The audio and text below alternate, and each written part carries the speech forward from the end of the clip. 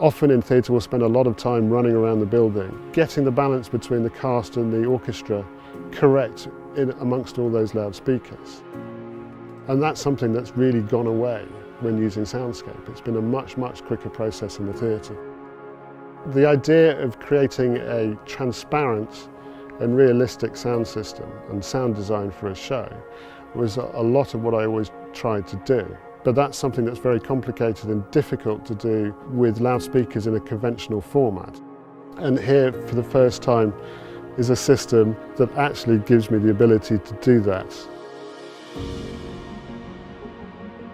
The QLab integration has been key because it allows us to send OSC commands to control every single parameter of the DS100, to control cast position, band positions, to control their delay modes and spread controls. For me, often QLab is the heart of the system. It's the thing that controls every other device.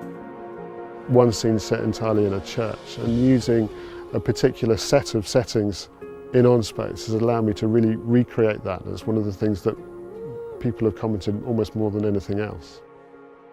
The ability to mix and position the elements of the band has been a real eye-opener for me. It's almost that you don't need a mixing desk. It's all about the invisibility of the sound system rather than making it flashy and whizzy sounds moving around the room.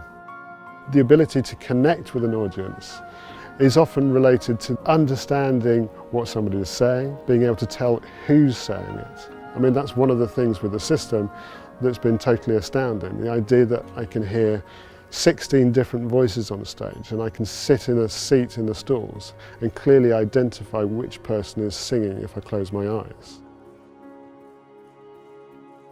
One of the overriding series of comments that the production has had is how strong the cast voices are. Yes, they're great singers, but what the audience is hearing is what Soundscape is doing. It's really like real life, but louder.